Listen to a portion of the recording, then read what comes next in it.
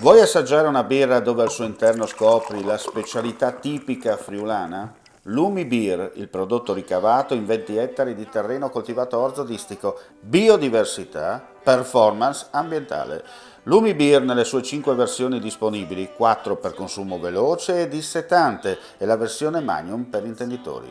Lumi Beer si abbina a qualsiasi palato. Lumi Beer è un prodotto esclusivo Azienda Agricola Pancera, il buon seme, i buoni frutti.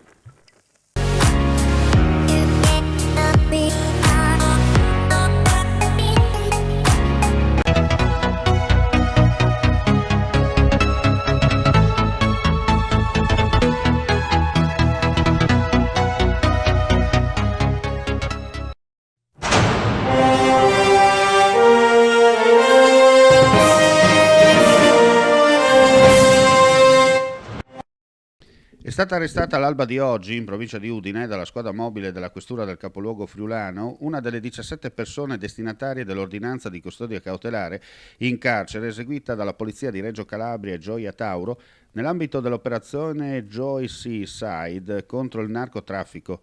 Il soggetto si trovava da qualche giorno sul territorio provinciale per motivi di lavoro. Le accuse nei confronti dei 17 arrestati sono, a vario titolo, di associazione per delinquere finalizzata al narcotraffico internazionale di stupefacenti, concorso in detenzione, vendita e cessione a terzi di sostanze stupefacenti, anche in ingente quantitativo, del tipo cocaina, hashish e cannabis sativa, concorso in detenzione di armi e munizioni, danneggiamento ed estorsione. Nessuno degli episodi contestati ha riguardato il territorio della provincia di Udine.